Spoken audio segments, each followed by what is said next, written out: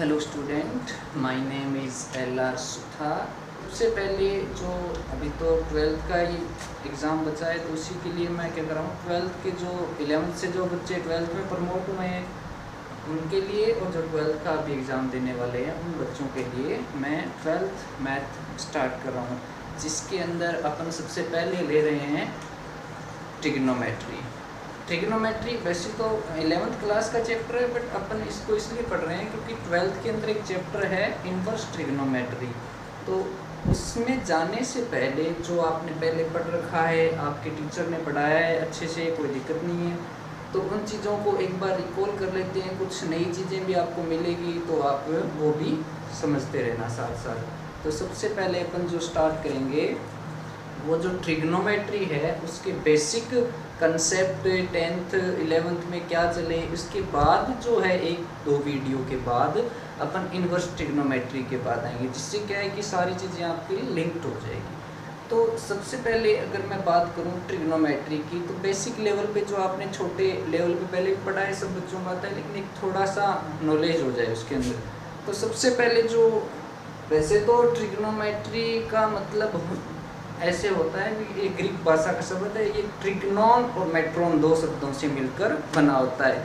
इनका मतलब होता है त्रिभुज आकृति या त्रिभुजीय की आकृति ही ट्रिग्नोमेट्री का हिंदी अर्थ ही क्या है, त्रिभुज है, ऐसे समझ के चलो। तो इसको अगर अपन थोड़ा और अच्छे से समझें तो बेटा देखिए अपन क्या करते हैं, जैसे अपने पास ट्रिग्नोमेट्री है तो ट्रिग्नोमेट्री को मैं क्या करता हूँ, तोड़ देता हूँ। कैसे, देखो इसको अगर ऐसे लिख दें अपन, ट्राई प्लस गोन प्लस मेट्री, तो मैंने क्या किया, इसको 3 में तोड़ दिया। तो ट्राई का मतलब क्या होता है, ट्राई का मतलब क्या होता है, 3 या 3 बोल सकते हो आप जिसको। और इसके बाद क्या आता है प्लस, ये गोन का मतलब क्या होता है, साइड्स। क्या मतलब होता है इसका, साइड, जिसको हिंदी में अपन क्या बोल देते हैं, भुजा बोल देते हैं। और नेक्स्ट जो इसके बाद आता है मेट्री। मेट्री का मतलब होता है मेजरमेंट। मेट्री का मतलब क्या होता है, मेजरमेंट यानी मापना। तो यानी कि माप बोल सकते हो इसको आप। तो 3 साइड का माप ही क्या होता है, ट्रिग्नोमेट्री होता है। तो ट्रिग्नोमेट्री का मतलब क्या हो गया कि ये जो ट्रिग्नोमेट्री है वो किस पे काम करती है, त्रिभुज पे काम करती है। और मोस्ट इम्पोर्टेंट बात, कौन सा त्रिभुज होना चाहिए, राइट एंगल ट्रायंगल। किस पे ज़्यादा, राइट एंगल ट्रायंगल। 90 डिग्री पे का जो त्रिभुज होगा उस पर अपने त्रिकोणमिति अप्लाई होती हैं।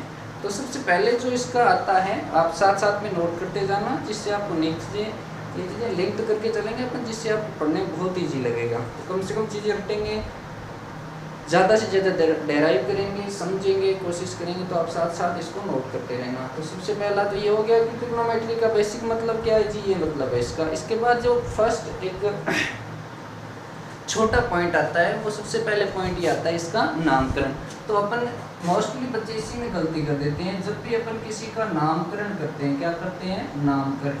तो नामकरण के अंदर क्या होता है बेटा, जब भी आप कोई त्रिभुज बनाओगे, जैसे ये त्रिभुज हो गया अपने पास, तो त्रिभुज का जो नाम लिखते हैं आप ऐसे ही मत लिखा करो डायरेक्ट, सारे बच्चे गलती कर देते हैं। आप इसमें क्या करोगे, सबसे पहले याद रखना हमेशा, कोई भी अगर आपको, ये तो त्रिभुज है, त्रिभुज के बाद आयत, पंचभुज, षटभुज जो भी आप बनाते हो, उसका नामकरण एग्जाम में जब भी आता है तो हमेशा याद रखना, उसका नाम हमेशा एंटी क्लॉकवाइज। एंटी क्लॉकवाइज का मतलब क्या हो गया, घड़ी के विपरीत दिशा में ही अपने को चलते हुए उसका हमेशा नाम लिखना होता है। कई बार 10th में आप प्रमेय वगैरह थ्योरम वगैरह सॉल्व करते हो तो गलतियाँ हो जाती है ना, A B B की जगह हो जाता है, जिससे तो हमेशा याद रखना, जहाँ से भी स्टार्ट करो नो मैटर, बट कोशिश करना एंटी क्लॉकवाइज नाम हमेशा लिखना। तो जैसे एंटी क्लॉकवाइज, तो क्लॉकवाइज तो घड़ी ऐसे हो गया, एंटी क्लॉकवाइज क्या हो जाएगा, ऐसे हो जाएगा। तो ये हो जाएगा A, ये हो गया B, और ये क्या हो गया C। तो जब भी किसी आकृति का या त्रिभुज का नाम लिखोगे हमेशा एंटी क्लॉकवाइज लिखोगे। तो सबसे पहले क्या हो जाएगा, A के जो जस्ट सामने वाली भुजा होती है उसको क्या बोलते हैं, स्मॉल a, ये आगे की बातें। B के जस्ट सामने वाली भुजा को बोलते हैं स्मॉल b, और C के जो एंगल के सामने जो भुजा होती है उसको बोल देते हैं स्मॉल c। तो फर्स्ट पॉइंट ये हो गया कि किसी भी त्रिभुज का नाम कैसे लिखते हैं? हमेशा anti clockwise. Capital angle A के सामने की भुजा स्मॉल ए, बी के सामने की बी और सी के सामने की जो भुजा है उसको क्या बोलेंगे? सी बोलेंगे। फिर जो इसका नेक्स्ट जो पॉइंट आता है जिसको अपन दूसरा पॉइंट भी बोल सकते हैं नामकरण। पहला तो क्या हो गया इसका नामकरण और दूसरा ये हो गए पॉइंट। तो कोई भी त्रिभुज कब होता है? जब उसकी दो भुजाओं का योग, जैसे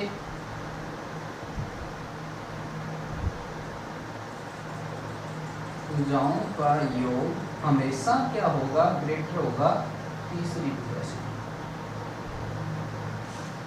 दो भुजाओं का जो योग होता है वो हमेशा, अगर कोई त्रिभुज है तो ऐसा अगर फॉलो करता है तो ही त्रिभुज बनेगा, अदरवाइज अपन मना कर देंगे किस तरह ये तो क्या नहीं हो सकता, एक त्रिभुज नहीं हो सकता। तो इसका मतलब मैं इसको ऐसे लेता हूँ a plus B is greater than किससे हो गया? c से हो गया। ये तो हो गई छोटी क्लासों की बात है। अगर इसका नेक्स्ट अगर मैं पॉइंट लेता हूँ तो उसके अंदर आपको क्या है, अपन इसको ऐसे भी बोल सकते हैं कि दो भुजाओं का जो डिफरेंस है, क्या दो भुजाओं का जो डिफरेंस है वो तीसरी भुजा से हमेशा छोटा होता है। कैसे सर? ये देखो ऐसे a माइनस सी ले लेता हूँ मैं, इज लेस देन होगा किससे? b से। अब a minus C less than किससे हो गया? b से। तो इसका मतलब ये क्या है? आप सब बच्चों को पता है, 11th में पढ़ा है आपने, मोड बोलते हैं इसको, मापांक बोलते हैं हिंदी में। तो इसका मतलब इससे जो आउटपुट आएगा वो दो ही आउटपुट आएगा। तो इसको जब आप ओपन करोगे तो दो केस बनेंगे, या तो इस पूरे का रिजल्ट क्या होगा? पॉजिटिव, तब तो ये एज इट इज आ जाएगा a minus C is less than b। और अगर अपने पास इसको ऐसे लिखें a माइनस सी, जब माइनस के साथ आएगा तब भी ये लेस देन किससे हो गया? b से हो गया। तो a माइनस सी, तो मोड को किस प्रकार से बोल सकते हैं? दो तरीके से बोल सकते हैं, एक तो पॉजिटिव साइन के साथ ओपन होगा और एक नेगेटिव साइन के साथ ओपन होगा। तो अब a माइनस सी, तो सी इस साइड चला जाएगा तो अपने पास क्या आ जाएगा? अपने पास यहाँ से क्या आएगा? अपने पास आएगा कि sir a is less then हो गया b प्लस सी, यानी कि दो भुजाओं का योग तीसरी से क्या हो गया? बड़ा हो गया। फिर इसको देखो, ये माइनस है उस साइड जाएगा प्लस का हो जाएगा, तो इसका मतलब c इज लेस देन क्या हो जाएगा? b plus a। तो a प्लस b किससे बड़ा है? c से। b प्लस c किससे बड़ा है? a से। और इस प्रकार से क्या हो गया? ये भी सत्य है, ये भी सत्य है, ये दोनों सत्य है, तो ये 101% क्या होगा? सत्य होगा। तो ये जो दूसरा पॉइंट है वो आपका हो गया कि त्रिभुज की दो भुजाओं का जो योग है वो तीसरी से बड़ा और डिफरेंस दोनों का क्या होगा? छोटा होगा। नेक्स्ट देखिए,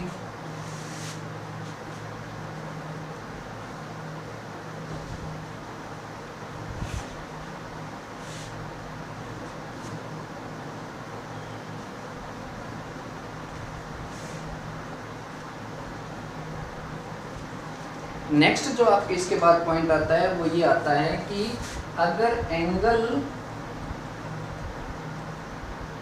A is greater then angle B, तो इसका मतलब एंगल A अगर एंगल B से बड़ा है तो इसका मतलब स्मॉल a भुजा इज ग्रेटर देन होगा स्मॉल b भुजा। अभी बात की थी ना अपन ने, ऐसे अगर बनाएंगे अपन A B C small a b और c, अगर बड़े कोण के सामने की भुजा बड़ी और छोटे कोण के सामने की भुजा हमेशा क्या होती है? छोटी होती है। तो ये इसका क्या हो गया? थर्ड पॉइंट हो गया अपना। कौन सा पॉइंट हो गया? Third point. अंडरस्टूड। नेक्स्ट जो आपका पॉइंट आता है वो क्या आता है? Fourth point. अब यहाँ तक तो अपन त्रिभुज के बारे में बातें कर रहे थे। नेक्स्ट जो पॉइंट आएगा उसके अंदर अपन बात करेंगे एक ऐसा त्रिभुज जो राइट एंगल ट्राइंगल हो। कौन सा? राइट एंगल ट्राइंगल, यानी एक जो एंगल होगा उसका वो क्या होगा? 90 डिग्री का होगा। तो देखिए इसको सबसे पहले एक डायग्राम बना लेते हैं छोटा सा। ये A, ये B और ये C। आप सब जानते हैं ये एंगल कितने डिग्री का है? 90 डिग्री का। तो ये तो क्या हो गया बेटा जी? ये कर्ण, और ये क्या हो गया? आधार। क्या हो गया? आधार। और ये क्या हो गया? लंब। और कर्ण को तो किससे दर्शाते हैं, के से, आधार को ए से और लंब को एल से। तो ये एक समकोण त्रिभुज हो गया। फिर समकोण त्रिभुज में आप सभी को ये भी पता होगा, वैसे तो बेटा हर टीचर अलग तरीके से बताता है, सब अच्छे हैं, कोई दिक्कत नहीं है, आपको जैसे याद रखे पहले का है तो पहले इनको। इसको अगर अपन रेशियो जो ट्रिग्नोमेट्री आते हैं, लाल बट्टा कक्का, LAL ये क्या हो गया, लाल बट्टा कक्का। इसको आपको सब बच्चे जानते हैं, साइन थीटा किसको इक्वल आएगा, साइन थीटा आएगा लंब बट्टे कर्ण। और साइन के बाद कौन आता है बेटा जी, कोस थीटा। कोस थीटा के बाद क्या हो गया, आधार बट्टे कर्ण, क्या आ गया, आधार बट्टे कर्ण। कोस फिर क्या आएगा, tan theta. Tan theta equal to किसके आएगा, लंब बट्टे आधार। ये क्या हो गया, लंब बट्टे आधार। अगर आपको पता है साइन का उल्टा क्या होता है, कोसेक थीटा। क्या होता है, कोसेक थीटा। वो क्या हो जाएगा, कर्ण बट्टे लंब। कोस थीटा का सेक थीटा, के अपॉन बी। और टेन थीटा का क्या हो जाएगा, कोट थीटा। क्या हो जाएगा, कोट थीटा। इसको बोलते हैं ए बाई एल। यहाँ तक आपको समझ में आ गया होगा। तो देखिए ये 6 ट्रिग्नोमेट्रिक रेशियो हो गए, sine cos tan cot sec cosec, ये 6 हो गए ट्रिग्नोमेट्रिक रेशियो। याद रखने का तरीका आपको बताई है, लाल बट्टे कक्का। और आपको जैसे याद रखो कोई प्रॉब्लम नहीं है, तो लाल बट्टे कक्का। ये कौन सा पॉइंट हो गया, 5वां पॉइंट। अब आपका आता है 6 पॉइंट। 6 पॉइंट ध्यान रखना, किस पे पढ़ रहा हूँ मैं राइट एंगल पे बात कर रहा हूँ, इस पे राइट एंगल ट्रायंगल पे। तो नेक्स्ट जो पॉइंट होगा वो ये होगा बेटा कि जो राइट एंगल ट्रायंगल है उसमें आपको पता है कौन सी थ्योरम अप्लाई होती है, 10th क्लास की बात कर रहा हूँ अभी। तो कौन सी थ्योरम अप्लाई होती है, पाइथागोरस थ्योरम। कौन सी, पाइथागोरस थ्योरम, तो पाइथागोरस थ्योरम के अकॉर्डिंग क्या होता है, सब बच्चे जानते हैं, ये होता है कर्ण स्क्वायर इक्वल टू आधार स्क्वायर प्लस लंब का स्क्वायर। ये क्या होता है, पाइथागोरस। अगर अब मैं कर्ण स्क्वायर को कैंसिल करना चाहता हूं तो मेरे को दोनों साइड किसका डिवाइड लगाना पड़ेगा, मेरे को दोनों साइड कर्ण स्क्वायर का डिवाइड लगाना पड़ेगा। तो जैसे मैंने किया दोनों तरफ की, उन दोनों तरफ कर्ण स्क्वायर का भाग लगाने पर, जैसे ही मैं दोनों साइड कर्ण स्क्वायर का भाग लगाऊंगा तो ये क्या हो जाएगा, कर्ण स्क्वायर अपॉन कर्ण स्क्वायर इक्वल टू आधार स्क्वायर अपॉन कर्ण। देखो इसका भी स्क्वायर है, इसका भी, तो दोनों का स्क्वायर हो जाएगा। फिर ये क्या आ जाएगा, लंब अपॉन कर्ण और पूरे का क्या हो जाएगा, स्क्वायर। आपको पता है ये कैंसिल आउट कितना हो गया, 1। आपको पता है आधार अपॉन कर्ण क्या होता है, अरे लाल बट्टा का आधार बट्टे कर्ण क्या हो गया बेटा, कोस थीटा। क्या होता है, कोस थीटा, लेकिन स्क्वायर है तो क्या हो जाएगा, कोस स्क्वायर थीटा। एक और इम्पोर्टेंट चीज, ये यहाँ पर बच्चे एक गलती करते हैं, थीटा का स्क्वायर नहीं। देखो ये चीज कोस थीटा का स्क्वायर और कोस स्क्वायर थीटा दोनों एक ही बात है। थीटा इसको मेजर करने की यूनिट है, तो आप इसका स्क्वायर मत करना, सिर्फ इसका स्क्वायर होगा, इस कोस का। थीटा का स्क्वायर गलती से भी मत कर देना। ये हो गया कोस स्क्वायर थीटा। और लंब अपॉन कर्ण, एल अपॉन के क्या हो गया, साइन स्क्वायर थीटा। ये जो है आपकी 10th क्लास बोल सकते हैं आप इसको, या ट्रिग्नोमेट्री की जो फर्स्ट आइडेंटिटी है वो ये होती है कि sine square theta plus cos square theta equal to क्या होता है, 1 होता है। और sine square theta plus cos square theta equal to 1। अब क्वेश्चन में आपको इतना इजी तो देगा नहीं, क्योंकि आप 11th-12th में पढ़ रहे हो, तो उसको तोड़ के दे देता है। कई बार दे देता है sine square theta equal to 1 minus cos square theta. कई बार दे देता है आपको कोस स्क्वायर थीटा, इसको यहीं रखो, इसको ट्रांसपोज करेंगे इस साइड, तो 1 माइनस साइन स्क्वायर थीटा। ये सेकंड हो गया अपना।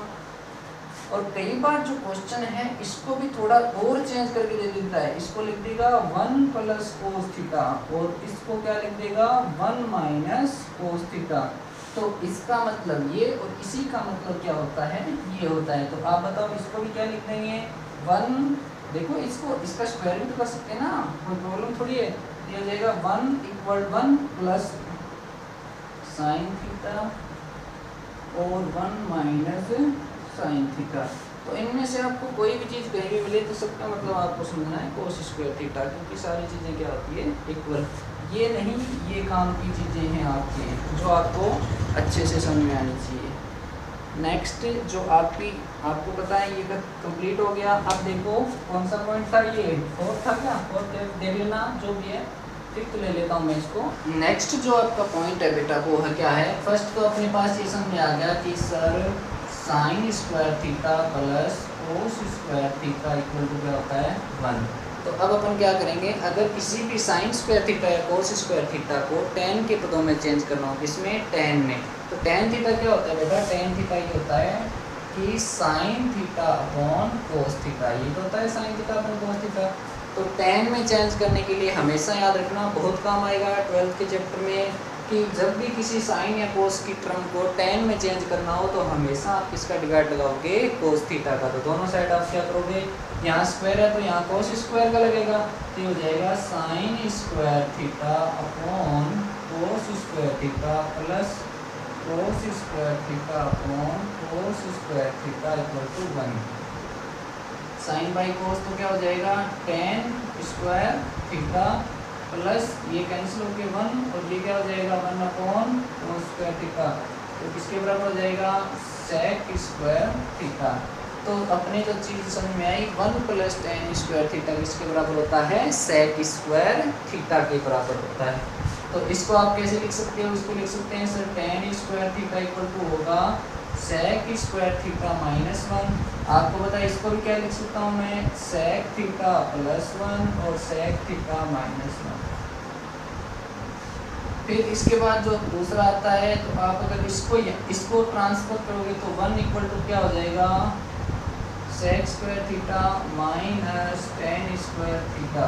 तो 1 इक्वल टू सॉरी यहाँ इसको ऐसे भी तो लिख सकते हैं ना, आप क्या लिखोगे sec theta plus tan theta and sec theta minus tan theta. ये इसके दो चेंज रूप हो गए जो आपको नेक्स्ट जो क्लास है उसमें काम आएंगे। या वैसे तो 10th में भी काम आते हैं। और इसके बाद जो होगा, अगर ये तो कैसे में चेंज करना था आपको, इसमें चेंज करना था tan में, अगर इसी चीज़ को मैं किस में चेंज करता कोट थीटा में, तो कोट थीटा क्या होता है cos theta upon sine theta. तो अब की बार किसका डिवाइड, जब भी साइन कोस को कोट में चेंज करोगे हमेशा किसका भाग लगेगा साइन का, लेकिन यहाँ क्या है साइन स्क्वायर, तो किसका डिवाइड लगाएंगे साइन स्क्वायर का। तो साइन स्क्वायर थीटा का दोनों तरफ भाग लगाओगे तो क्या हो जाएगा sine square theta upon sine square theta plus cos square theta upon sine square theta equal to 1 upon sine square theta. ये cancel out 1 plus cot square theta और ये हो जाएगा कोसेक स्क्वायर थीटा। तो 1 प्लस कोट स्क्वायर थीटा है जो किसके बराबर होगा कोसेक स्क्वायर थीटा। ये इसका फॉर्मूला बनाने का तरीका हो गया। और इसको ऐसे ना लेके वो दो रूप ऐसे भी होते हैं ना, cot square theta equal to क्या हो जाएगा कोसेक स्क्वायर थीटा माइनस 1, इसको लिख देंगे कोसेक थीटा प्लस 1 और कोसेक थीटा माइनस 1। तो ये इसका चेंज रूप हो गया। दूसरा आप क्या लिख सकते हो 1 इक्वल टू लिख सकते हैं cosec square theta minus coat square theta. इसको आप a प्लस बी और a माइनस बी के रूप में लिख सकते हो। तो ये हो जाएगा cosec theta plus cot theta और cosec theta minus cot theta. तो ये इसका क्या हो जाएगा सेकंड फॉर्म हो जाएगा। इसके बाद जो अपने पास है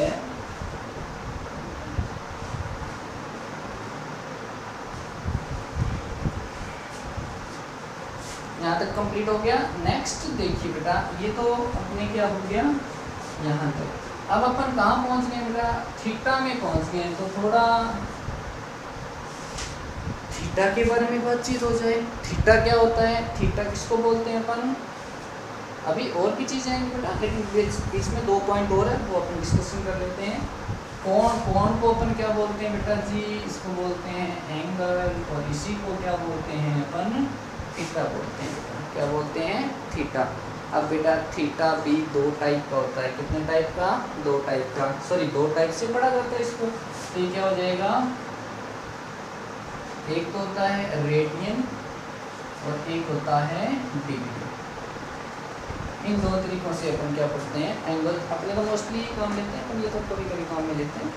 तो रेडियन, अब सर बात आती है कि सर क्या रेडियन और डिग्री में रिलेशन होता है, हाँ होता है ना रिलेशन। और कैसे सर, याद नहीं रहता कि पाई बाई 180 होगा या 180 बाई पाई होगा। तो उसके लिए बेटा कोई कंफ्यूजन वाली बात नहीं, बहुत ही इजी तरीका है। आपको बताया कि कंप्लीट एंगल कितने का होता है सर, 360 डिग्री का। मैंने बोला कोई प्रॉब्लम नहीं है, तो मैंने क्या कहा, इसको 2 पाई क्या बोल दूँ, रेडियन।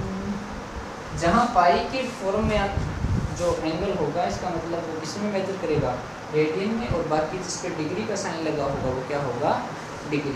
तो अब इन दोनों से अपन रिलेशन भी निकाल सकते हैं। तो बेटा इसको ऐसे लिखूँ क्या, 2 से 2 कैंसिल, तो 180 degree equal to pi radian. तो 1 डिग्री इक्वल टू कितना हो जाएगा, पाई बाई 180 रेडियन। और अगर आपको किसमें चेंज करना हो, 1 रेडियन, तो 1 रेडियन इक्वल टू कितना हो जाएगा, उल्टा हो जाएगा 180 बटे पाई। 1 रेडियन इक्वल टू दिस और 1 डिग्री इक्वल टू दिस। तो ये किसमें रिलेशन हो गया, डिग्री और रेडियन में हो गया। रटना नहीं है बिल्कुल भी, समझ लेना, याद नहीं रहे तो ऐसे आप बना लोगे, हर बार आपका काम 1 सेकंड में निकल जाएगा। आई थिंक यहाँ तक कोई प्रॉब्लम नहीं है, डिग्री और रेडियन में रिलेशन आ गया। फिर रेडियन के अंदर 2 छोटे पॉइंट और होते हैं, क्या कि सर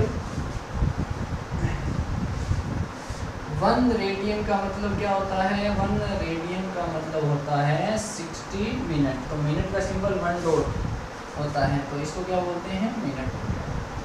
फिर आपको पता है कि सर 1 मिनट इक्वल टू कितना होगा, मैं बोलूँगा 60 सेकेंड। सेकेंड का साइन ये होता है। तो 1 रेडियन 60 मिनट और 1 मिनट इक्वल टू कितना हो जाएगा, 60 सेकेंड। फिर देखिएगा,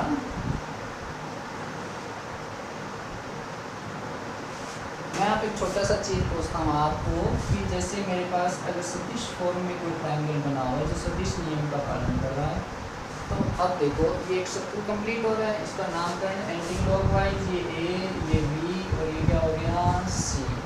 अब आपसे बोलेंगे कि ये एंगल बताओ, तो कितना, इसको थीटा बोलेंगे ना, कभी नहीं बोलना बेटा, ये गलत हो जाएगा। थीटा कभी भी नहीं होता।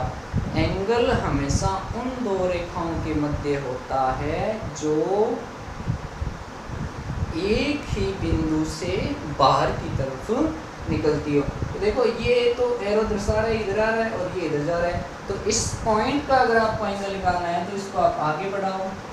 अब ये जो है ना, इसको आप थीटा या कोण बोलोगे, क्योंकि ये भी बाहर की तरफ और ये भी बाहर की तरफ। तो सर इसका मतलब यहाँ कौन सा एंगल होगा, यहाँ बना सकते हो। इसको बाहर की तरफ ऐसे लेके जाना और ये इधर, तो कहीं एंगल नहीं बनेगा। तो सिर्फ अपने पास क्या बनेगा, यहाँ जो बाहर की तरफ, जो इनको आगे बढ़ा के देख लो, जैसे ये इधर जाएगा, लेकिन ये क्या आ रहा है इधर, तो ये एंगल हो गया बाहर। अब इसको आगे बढ़ाओ तो ये तो क्या हो गया, अगर ये ऐसे जाएगी, सॉरी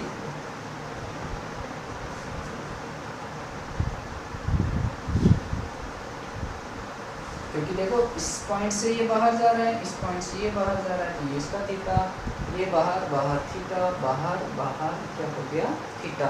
तो याद रखना हमेशा सदिश में ध्यान रखना, एंगल किन के बीच में बनेगा। वैसे भी अगर बोलें तो एक ही बिंदु से अगर 2 रेखाएं बाहर की तरफ निकलती हैं तो वही उनके बीच का, 2 रेखाओं के बीच का क्या होता है, एंगल होता है।